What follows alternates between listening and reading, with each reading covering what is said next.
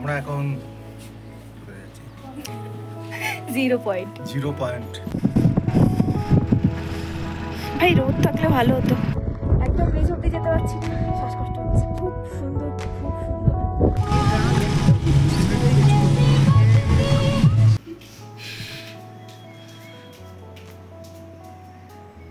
Good morning everyone.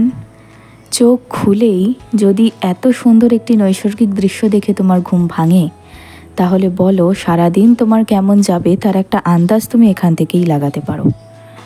তো ভোর ভোর একদম ঘুম ভেঙে গেছে এবং ঘুম ভেঙে জানলার পর্দা সরাতেই এত সুন্দর একটি দৃশ্য আমার চোখের সামনে থাকে।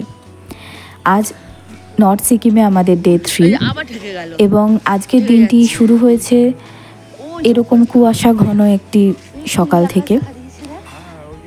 আমাদের হোটেলের মালিক আমাদের আগের দিন রাতেই বলে দিয়েছিলেন যে পরের দিনের ভোরবেলার সানরাইজটা দেখার জন্য আমরা যেন ছাদে যাই, কিন্তু ছাদে গিয়ে এরকম কুয়াশা ঘন অবস্থা দেখতে পেলাম। চারিদিকে শুধু মেঘ আর মেঘ আর কুয়াশা, কিচ্ছু দেখা যাচ্ছে না। এমনকি আমরা 3-4 জন ছাদে ছিলাম, তো একে অপরকে দেখতেও সমস্যা হচ্ছিল।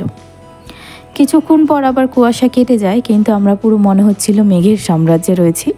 তো মেঘ এসে আমাদের হাই বলে যাচ্ছিল।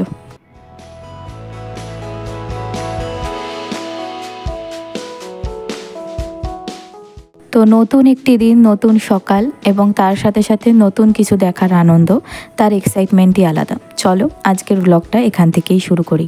আমরা রেডি হয়ে গেছি সবাই। কিছু বলবে? হ্যাঁ, আমরা এখন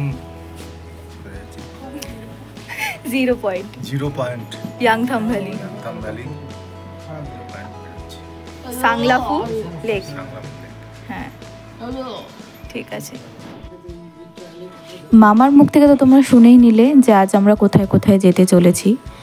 হোটেল থেকে আমাদের বলে দেওয়া হয়েছিল যে যে জায়গাগুলোতে আমরা যেতে চলেছি ওখানে আজ বরফ পড়তে পারার এভরি পসিবিলিটি আছে।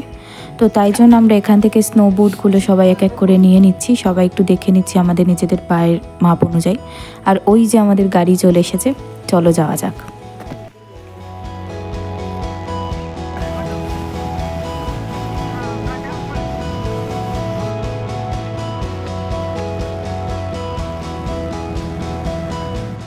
আজ আমাদের যাওয়ার প্ল্যান ছিল ইয়াংথাম ভ্যালি, 0 পয়েন্ট আর গুরুদাংমার লেক, কিন্তু গত রাত্রেই আমরা জানতে পারি যে আমরা গুরুদাংমার লেক যাচ্ছি না, কারণ রাস্তা খারাপ এবং গুরুদাংমার যেতে হলে আমাদের আরও একদিন স্টে করে নেক্সট দিন গুরুদাংমার যেতে হবে। কিন্তু আমাদের হাতে অত সময় ছিল না। আমরা যেভাবে ট্রিপটা প্ল্যান করেছিলাম তাতে গুরুদাংমার কিন্তু হয়ে যাওয়ার কথা, কিন্তু হঠাৎ করেই ধস নামায় এবং রাস্তা খারাপ থাকায় তা সম্ভব হয়নি। তো আমাদের হোটেলের মালিক আমাদের অপর একটি লেকে যাওয়ার সাজেস্ট করলেন এবং বললেন যে আমরা যদি সেখানে যেতে কমফোর্টেবল হই তো সেখানে যেতে পারি। তো এখন আমরা পৌঁছে গেছি প্রায় ইয়াংথাম ভ্যালির কাছাকাছি। আমরা আছি এখন ইয়াংথাম যাওয়ার পথে। এখানে বেশ শ্বাস ফুলছে, বৃষ্টিও হচ্ছে, বলা হচ্ছে ওপরে আসছি, ওপরে স্নোফল হচ্ছে, দেখা যাক হয় কি না। এখন অনেকটা যেতে হবে, ইয়াংথাম এখনও প্রায় 7 কিলোমিটার। আমরা এখানে একটু চা খেতে দাঁড়িয়েছি, তোমাদের ভিউটা দেখাচ্ছি।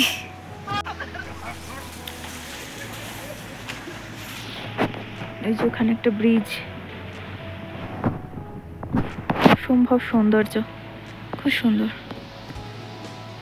আমার ফোন অতটা ক্যাপচার করতে পারছে না, আমার মনে হয় না কোনো ফোনই এত সুন্দরটা মানে সৌন্দর্যতাটা ক্যাপচার করতে পারবে, এত সুন্দর।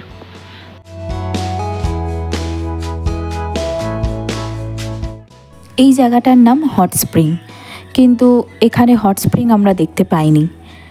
বলতে পারা যায় যে আমাদের ভাগ্যটা একটু খারাপ, কারণ ওয়েদার এতটাই খারাপ ছিল যে সব কিছু ঠিকঠাক করে সময়ের মধ্যে করা হয়ে উঠতে পারছিল না, এবং যতটা না ঠান্ডা তার থেকেও বেশি ছিল হাওয়ার তীব্রতা।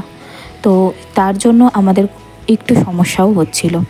তো আমরা এখানে একটা দোকানে বলা যেতে পারে চা খাওয়ার জন্য দাঁড়িয়ে গেছি এবং একটু তাপ নেওয়ার জন্য।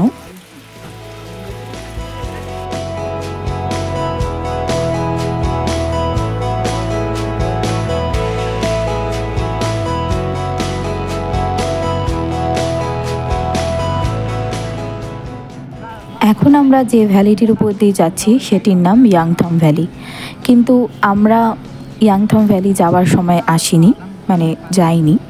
আমরা ভেবেছিলাম আমরা একেবারে সাংলাকফু লেকে মানে উচ্চতার জায়গাগুলোতে প্রথমে গিয়ে তারপর নিচে নামব।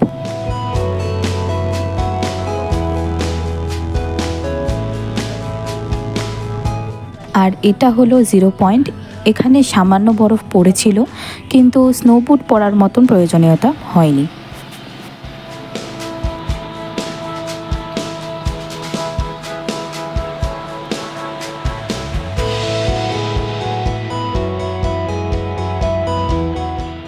দেখো এই জায়গাটা কি সুন্দর, এত সুন্দর লাগছিল। আর তখন সামান্য রোদ উঠেছিল আর মেঘের প্রকোপটাও কম ছিল, তাই জন্য আমরা নিজেদেরকে সংবরণ করতে পারলাম না, দাঁড়িয়ে পড়লাম এবং একটুখানি এই জায়গাটাকে উপভোগও করে নিলাম।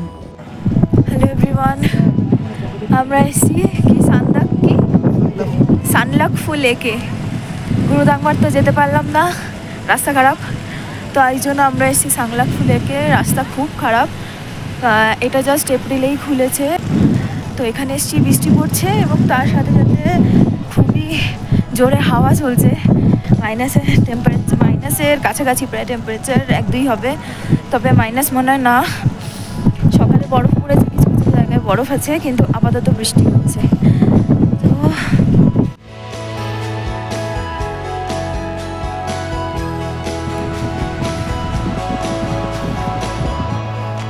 ভাই রোদ থাকলে ভালো হতো, চারিদিকে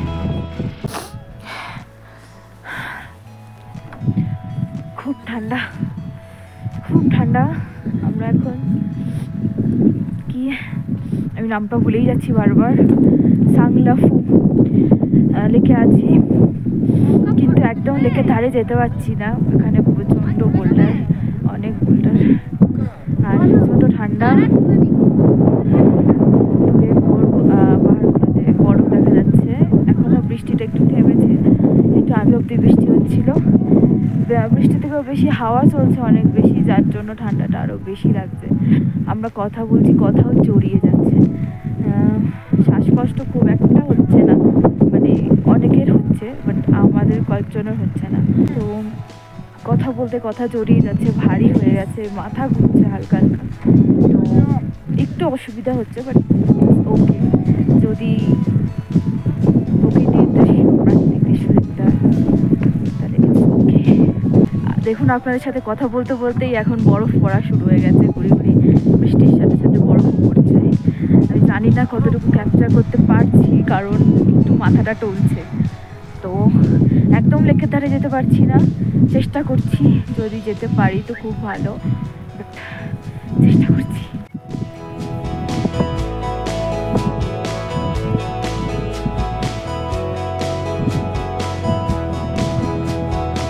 ওই যে লেক দেখা যাচ্ছে।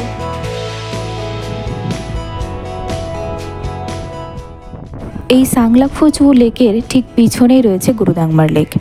গুরুদাংমার তো যাওয়া হলো না, কিন্তু আমরা কিন্তু দুধের স্বাদ ঘোলে মেটাইনি, দুধের স্বাদ দুধেই মিটিয়েছি। কারণ এই লেকটিও কম সুন্দর নয়, খুবই অপূর্ব, এবং তার চারিপাশের যে ল্যান্ডস্কেপ সেটিও খুবই সুন্দর। একদম নিচ অব্দি যেতে পারছি না, শ্বাসকষ্ট হচ্ছে।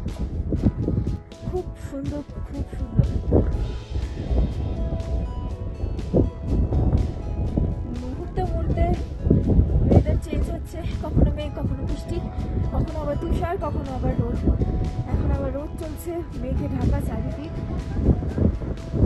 ওখানে হচ্ছে আমাদের সাংলাকফু লেক, তারপর পিছনে হচ্ছে পাহাড়ে ঘেরা এই পর্বত, চারিদিকে শুধু পর্বত আর পর্বত, আর উপরে হচ্ছে তুষার।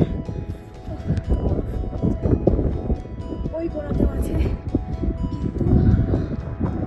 কিন্তু যাই হোক, গুরুদাংমার যেতে পারলাম না, দুধের স্বাদ ঘোলে মিটে।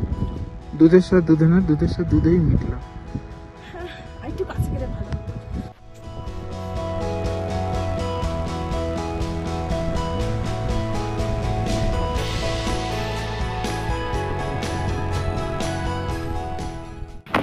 হ্যাঁ হ্যাঁ, মুখটা ঘুরে দেবো।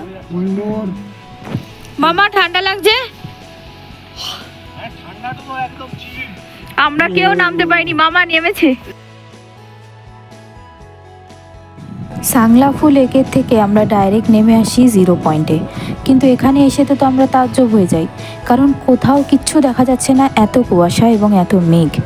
আমরা যা রূপ দেখে গিয়েছিলাম সেখানে আর কোনো লোক নেই, যেখানে একদম পুরো গিজগিজ করছিল গাড়ি, মানুষের ভিড়, সেখানে আর কোনো লোক নেই। ফলে আমরা কিছুক্ষণ দাঁড়িয়েই আবার গাড়িতে উঠে পড়ি, কারণ ভীষণ হাওয়া দিচ্ছিল এবং ঠান্ডাও খুব লাগছিল।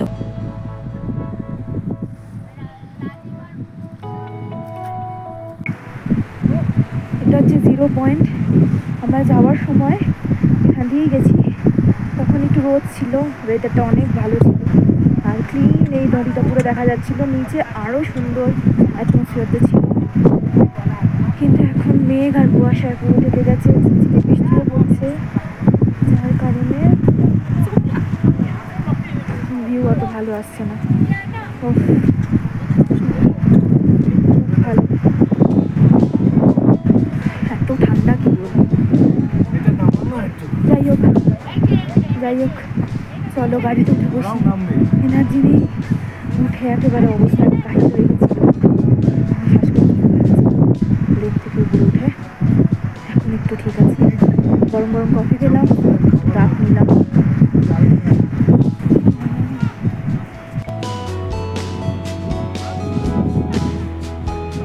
সাংলাফু লেকে যাওয়ার বা আসার কোনো ভিডিও আমি করতে পারিনি, তার একটাই কারণ, রাস্তা প্রচণ্ড খারাপ।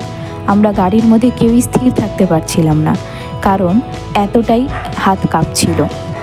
তো তারপর আমরা 0 পয়েন্ট থেকে নেমে আসি ইয়াংথং ভ্যালির দিকে, কিন্তু যতই আমরা নিচে নামতে থাকি ততই আমাদের মেঘ এবং কুয়াশা ঘিরে ধরতে থাকে।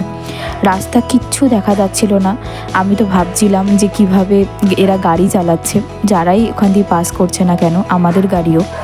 তো খুবই ভয় লাগছিল এক অর্থে, আর তার থেকেও বড় কথা হচ্ছে বৃষ্টি হচ্ছিল। তো এখন আমরা চলে এসেছি ইয়াংথং ভ্যালিরই একদম কাছে। আমরা ইয়াংথং ভ্যালি নামিনি, কারণ সেখানে আর একটা লোকও নেই এবং কুয়াশায় ঢাকা, সেখানে কোনো জনজাতি নেই বলে আমরা আর নামিনি এবং অনেকটা লেট হয়ে গেছিলো আমাদের। তো এইভাবেই ছিল আমাদের সিকিম ডে 3 এর ট্রিপ।